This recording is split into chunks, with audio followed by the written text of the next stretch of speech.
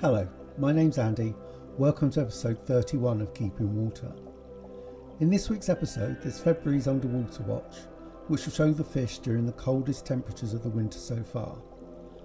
I'll also be outlining the next stage of making the moving bed and see how it survived the leak test.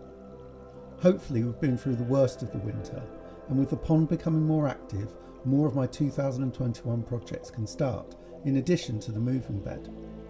I'll be sharing more of them as we progress into spring and summer. If you'd like to follow them as they progress, please subscribe to the channel, and if you enjoy this episode, please give it a like. Also, feel free to add any comments you have. I don't always reply quickly, but I do get to them as soon as I can. Right, let's get started.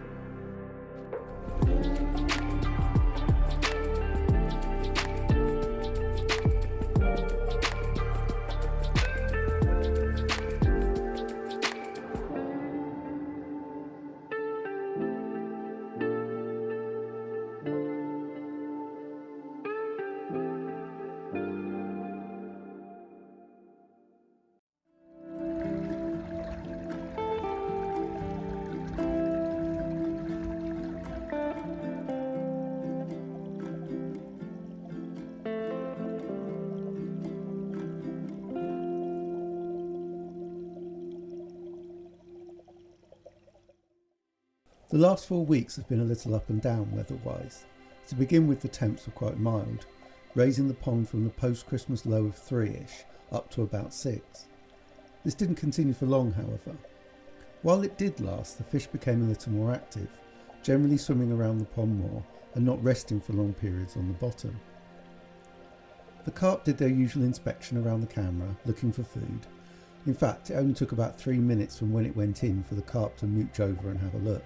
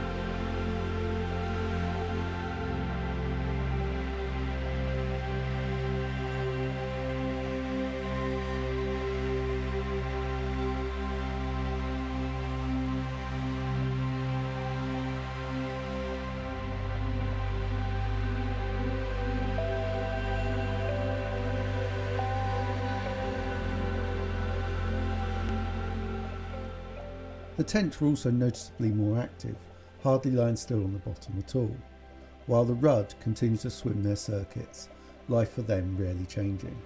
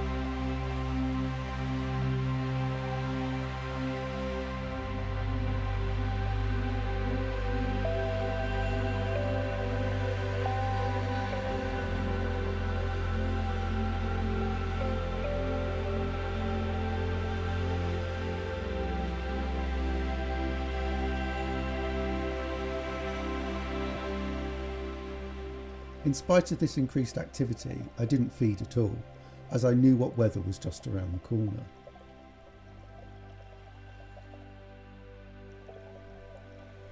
The spell of sub-zero temperatures hit the UK, and although we didn't have it too bad where I live, it was cold enough to drive the pond temps down to a low 1.5 and an average of 2. I covered the pond with tarp, hence why this video is so dark, to keep the worst of the snow off, although we didn't experience too much. As you can see, the carp and tench are basically sedentary and mostly only moving as the flow moves, after which they drift back into position.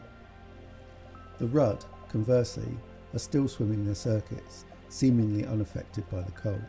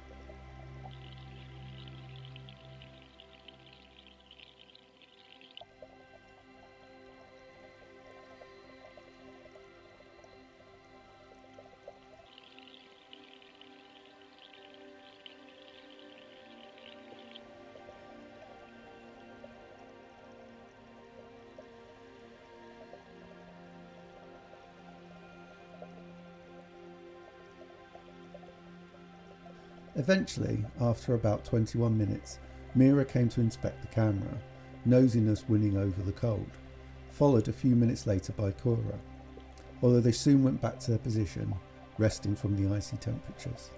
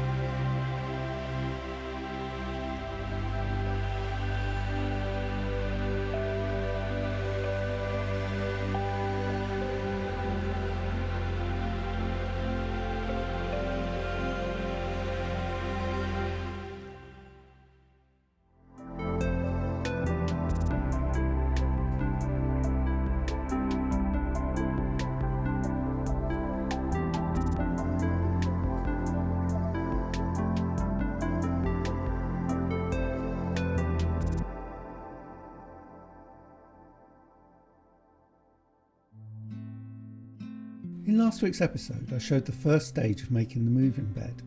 The next stage, coming soon, is to move it into the filter shed and connect it into the rest of the filtration. As well as doing that, I have some other jobs to do. The filter shed has a few issues I'd like to address. There's some damp around some of the walls and the ceiling, well, the roof.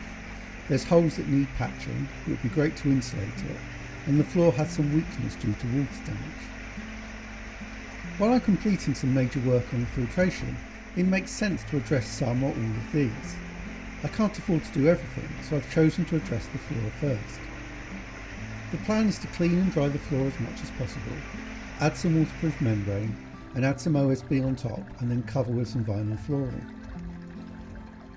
Obviously, to do this I'll need to take everything out of the shed, but this seems like a good time to do that.